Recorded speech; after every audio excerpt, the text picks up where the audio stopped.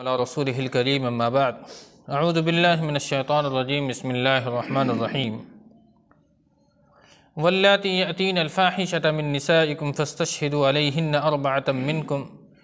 فإن شہدوا فأمسکوہن فی البیوت حتی یتوفاہن الموت او یجعل اللہ لہن سبیلا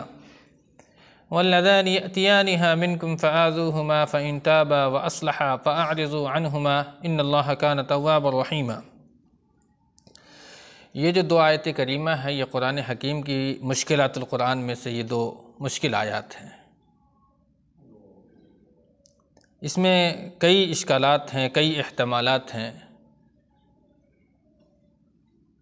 اللہ فرماتا ہے کہ تمہاری عورتوں میں سے جو زنا کا ارتکاب کریں تو ان پر 4 مرد گواہ لاؤ، اگر وہ گواہی دیں تو انہیں گھروں میں بند کر دو یہاں تک کہ ان کی موت آ جائے، یا اللہ ان کے لیے کوئی اور سبیل نکال دے۔ اور تم میں سے جو 2 افراد ایسا کریں تو انہیں ایذا دو، بس اگر وہ دونوں توبہ کر لیں اور اپنی اصلاح کر لیں تو ان سے اعراض کر لو، بے شک اللہ تعالیٰ توبہ کو قبول کرنے والا ہے، رحم کرنے والا ہے۔ وراثت کے احکام کو بیان کرنے کے بعد یہاں اللہ رب العالمین نے عورتوں سے متعلق بعض دوسرے احکام کو بیان کیا ہے۔ ابتدائی اسلام میں ایسی شادی شدہ عورت کے بارے میں جس سے زنا کا ارتکاب ہو جاتا تو 4 مردوں کی گواہی اس زنا کو ثابت کرنے کے لیے ضروری ہوتا تھا، اور جب اگر گواہی ثابت ہو جاتی تو سزا کے طور پر انہیں گھروں میں بند کر دیا جاتا تھا، اور اس وقت تک بند کیا جاتا تھا جب تک کہ اسرائیل ان تک نہ پہنچ جائے، اور یہ حکم آ گیا کہ یا پھر اللہ رب العالمین کوئی دوسرا راستہ نکال دے۔ بعد میں وہ دوسرا راستہ آیا جو سورہ نور کی آیت نمبر 2 میں ہے، جہاں اللہ نے فرمایا الزانیۃ والزانی فاجلدوا کل واحد منہما 100 جلدہ، کہ زانی مرد اور زانیہ عورتوں پر 100 کوڑے لگائے جائیں گے اگر وہ کنواری ہے، اگر شادی شدہ ہے تو اسے رجم کر دیا جائے گا۔ تو وہ حکم بعد میں نازل ہوا ہے، لیکن جب وہ حکم نازل نہیں ہوا تھا تو یہ راستہ تھا کہ زنا کو ثابت کرنے کے لیے 4 گواہی ضروری تھی۔ اگر 4 گواہی لوگ دے دیں تو زنا ثابت ہو گئی اور انہیں موت کی سزا سنائی جاتی تھی، یعنی کہ انہیں گھر میں بند کر دیا جاتا تھا۔ یہ ہے وہ پہلی آیت کریمہ کا مطلب، حتی یتوفاہن الموت او یجعل اللہ لہن سبیلا، یا تو تمہیں موت آ جائے گی یا پھر اللہ رب العالمین کی طرف سے کوئی دوسرا حکم نازل ہو جائے گا تو تمہارے سزا کے اندر میں وہ چیز لاگو کر دی جائے گی۔ لیکن اس کے بعد کی جو آیت کریمہ ہے واللذان یأتیانها منکم، کہ اگر 2 افراد ایسا کریں تو اللہ رب العالمین نے فرمایا کہ انہیں ایذا دو، بس اگر وہ دونوں توبہ کو کر لیتے ہیں اور اپنے اعمال کی اصلاح کر لیتے ہیں تو پھر ان کو چھوڑ دو، اعراض کر لو۔ تو سوال یہ پیدا ہوا کہ پہلا جو حکم ہے وہ تو موت کا ہے، اور دوسرا جو حکم ہے وہ تکلیف پہنچانے کا ہے، تو آخر اللہ رب العالمین کے جو احکامات کے نازل کرنے کا جو حکمت ہے، جو مطلب ہوتا ہے، وہ پہلے کم سزا ہوتی ہے، بعد میں مکمل سزا دی جاتی ہے۔ لیکن یہاں پہلے تو اللہ رب العالمین نے مکمل سزا دے دی، یعنی سخت سزا دی، اور دوسرے جو آیت کریمہ ہے اس میں کمتر سزا سنائی ہے۔ یہ احتمالات پیدا ہوئے، اور پہلی آیت کریمہ جو ہے اس کے اندر میں اللہ رب العالمین نے صرف نساء کا ذکر کیا ہے، وہاں مرد کا ذکر ہی نہیں ہے۔ دوسری آیت کریمہ میں اللہ نے تثنیہ کا صیغہ استعمال کیا، 2 افراد، یہاں عورت کا ذکر نہیں ہے۔ اب پہلی آیت کریمہ کے اندر میں زنا کا لفظ نہیں آیا، اور دوسری آیت کریمہ کے اندر میں بھی زنا کا لفظ نہیں ہے، لیکن زنا کو فاحشہ کہا گیا ہے۔ سورہ بنی اسرائیل میں اللہ نے فرمایا وَلَا تَقْرَبُوا الزِّنَا إِنَّهُ كَانَ فَاحِشًا، کہ زنا کے قریب نہ جاؤ، اس لیے کہ وہ کیا ہے، فحاشی ہے، برائی ہے۔ تو یہاں بھی اللہ نے فاحشہ کا لفظ استعمال کیا ہے، تو زنا بھی مراد ہو سکتا ہے اور بھی دوسری برائیاں ہو سکتی ہے۔ پہلا مسئلہ یہ ہے کہ اگر زنا کا صدور کسی مرد و زن سے ہوا ہے تو اسلامی شریعت اس وقت تک اس کو سزا نہیں سنائے گی جب تک کہ 4 مرد گواہ نہ ہو۔ زنا کو ثابت کرنے کے لیے عورت کی گواہی معتبر نہیں مانی جاتی، 4 مرد ہونے چاہیے جو گواہی دے، اور وہ بھی قابل اعتماد، فاسق اور فاجر کی گواہی بھی معتبر نہیں ہوگی۔ ایک شخص نے اپنی عینی یعنی اپنی آنکھ سے اگر زنا ہوتے ہوئے دیکھا ہے اور وہ گواہی دیتا ہے اور اس کے علاوہ باقی 3 گواہ نہیں ہیں تو شریعت اسے 100 کوڑے مارنے کا سزا دیتی ہے، قذف جسے کہا جاتا ہے۔ یہ بہت ہی سیریس معاملہ ہے، 4 گواہی۔ اس سے آپ اندازہ لگا سکتے ہیں کہ زنا اسلام میں کتنی بری شے مانی جاتی ہے۔ ابتدائی اسلام میں جب وہ آیت کریمہ سورہ نور کی نہیں آئی تھی تو ابتدائی اسلام میں یہ معاملہ تھا کہ انہیں دوام دیا جاتا تھا۔ بعض لوگوں نے یہ کہا ہے کہ پہلی آیت کریمہ میں نساء کا لفظ آیا ہے اور اس کے بعد فاحشہ ہے، تو ظاہر سی بات ہے کہ زنا 2 لوگوں کے درمیان ہوتا ہے، اور بعد میں جو 2 آیت کریمہ آئی ہے واللذانیات، یعنی 2 افراد ایسا کرے، تو یہاں بھی مرد و زن کا معاملہ آ جاتا ہے۔ تیسری صورت یہ بھی ہے کہ یہاں جو مرد و زن واللذانی کا لفظ آیا ہے یہاں صرف 2 مرد کا ہے، یعنی ہم جنس پرستی، قوم لوط نے جو عمل کیا تھا اس کا معاملہ یہاں ذکر کیا گیا ہے کہ اگر کوئی شخص قوم لوط والا عمل کرتا ہے تو اسے تکلیف دینی چاہیے، یہاں تک کہ زد و کوب بھی کیا جا سکتا ہے، مارا پیٹا بھی جا سکتا ہے، یہاں تک کہ وہ توبہ کر لے اور اپنے اعمال کی اصلاح کر لے۔ ایک قول تو یہ ہے واللذانی میں۔ دوسرا قول یہ ہے کہ مرد و زن بھی ہو سکتا ہے، اور پہلی آیت کریمہ میں بھی زنا کا صدور ہے۔ خلاصہ کلام یہ نکلا اس تمام چیزوں کا کہ جن لوگوں نے یہ کہا ہے کہ یہ جو آیت کریمہ ہے دراصل زانی کے لیے ہی ہے، لیکن پہلی آیت کریمہ بعد میں نازل ہوئی ہے اور دوسری آیت کریمہ پہلے نازل ہوئی ہے،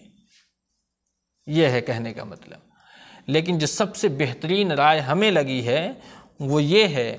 کہ ابتدائی اسلام میں چونکہ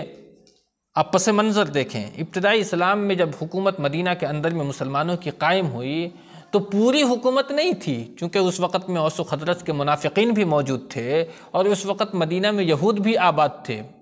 تو پہلی آیت کریمہ میں جو لفظ نساء آیا ہے وہ نساء دراصل اس خاتون کے لیے ہے جو اسلام میں داخل ہوں، اس لیے کہ عورت اگر بدکاری کا ارتکاب کرتی ہے تو ظاہر سی بات ہے کہ وہ مرد مسلم بھی ہو سکتا ہے، یہودی بھی ہو سکتا ہے، منافق بھی ہو سکتا ہے۔ تو اس وقت اگر سزا یہ حبس دوام والی دی جاتی تو ہو سکتا تھا کہ کچھ خلل پیدا ہو، کوئی معاملہ درپیش ہو جائے، چونکہ اس وقت حکومت اتنی مضبوط نہیں تھی جو پورے طور پر دفاع کیا جا سکے یا پورے طور پر قائم کیا جا سکے۔ تو اگر مسلم ایک خاتون ہے جس نے اس زنا کا ارتکاب کیا ہے تو اس خاتون کو سزا کے طور پر اللہ رب العالمین نے حکم دیا کہ اسے بند کر دو۔ اس سے 2 مصلحت سامنے آئے گی۔ ایک تو یہ کہ اگر یہ باہر رہے گی تو ہو سکتا ہے کہ دوبارہ اس فعل کو انجام دے، اور اگر یہ اندر رہے گی تو دوبارہ وہ کام نہیں کر پائے گی اور وہ سزا اسے موت کی دی جائے گی۔ دوسری آیت کریمہ جو ہے یہ اس وقت ہے جب دونوں افراد مسلمان ہوں، دونوں افراد مسلمان ہوں، تو اگر ان دونوں نے زنا کا ارتکاب کیا ہے تو ابتدائی حکم اللہ رب العالمین کا یہ تھا کہ اسے ایذا دے دو، تھوڑا زبانی زد و کوب کرو، تھوڑا مار لو پیٹ لو، اگر وہ توبہ کر لیتے اصلاح کر لیتے ہیں تو اللہ رب العالمین توبہ کو قبول کرنے والا ہے اور غفور الرحیم ہے۔ یہ ہے وہ حکم۔ اسلام میں آج کی جو سزا ہے، اگر ہم جنس پرستی کسی قوم نے آدم علیہ السلام سے لے کر کے آج تک امت محمد میں صلی اللہ علیہ وسلم جتنی بھی اقوام و ملل گزری ہے، ہم جنس پرستی جو زوروں پر ہوئی وہ ابراہیم علیہ السلام کے زمانے میں، یعنی کہ قوم لوط، عمورہ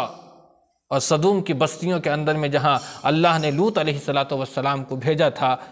اس قوم کے اندر میں یہ عمل جو ہم جنس پرستی کا وہ بالکل عام تھا۔ اس کے علاوہ کبھی بھی یہ ہم جنس پرستی نہیں ہوئی، لیکن آج وہ ہم جنس پرستی ہو رہی ہے۔ مغرب میں باضابطہ تو کئی انسٹیٹیوٹ ہیں ان لوگوں کے، بڑے بڑے ادارے ہیں جہاں اس کام کو، اس فعل کو انجام دیا جاتا ہے، اور وہ لوگ کھلم کھلا کرتے ہیں۔ انٹرنیٹ پہ اگر آپ دیکھیں تو پوری چیز یہ آپ کو سامنے آ جائے گی،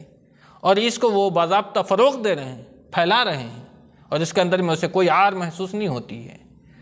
تو جس طریقے سے قوم لوط کو اللہ نے ہلاک کر دیا، میں تو اللہ سے یہ دعا کرتا ہوں کہ اللہ انہیں بھی ہلاک کر دے،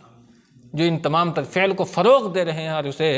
کوشش کر رہے ہیں بڑھانے کے لیے۔ نہیں تو اس کے علاوہ کسی دور کے اندر میں ہم جنس پرستی اتنے پیمانے پر، اونچے پیمانے پر موجود نہیں تھی۔ اسلام نے ہم جنس پرستی کی سزا جو مقرر کی ہے،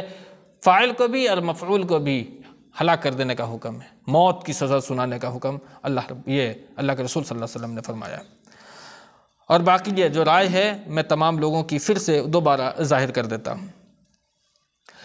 دونوں آیتوں کے اندر بیان کردہ حکم کے بارے میں دوسرا قول یہ ہے کہ پہلی آیت میں صرف عورتیں مراد ہیں، چاہے وہ شادی شدہ ہوں یا غیر شادی شدہ ہوں، یعنی انہیں حبس دوام کی سزا دی جائے گی، مقید کر دیا جائے گا مکمل طور پر۔ دوسری آیت میں صرف مرد مراد ہیں، شادی شدہ ہوں یا غیر شادی شدہ ہوں، انہیں زد و کوب کیا جائے گا اور انہیں ایذا پہنچایا جائے گا۔ ابن عباس رضی اللہ تعالی عنہما، مجاہد وغیرہ نے یہی قول کو نقل فرمایا ہے۔ تیسری رائے یہ ہے کہ حبس دوام صرف عورت کے ساتھ خاص تھا، اس لیے پہلی آیت میں صرف عورت کا ذکر آیا ہے، اور ایذا پہنچانے کا حکم دونوں کے بارے میں تھا، اس لیے دوسری آیت میں دونوں کو جمع کر دیا گیا ہے۔ لیکن تینوں آراء کے بعد یہ حکم منسوخ ہو گیا، کب؟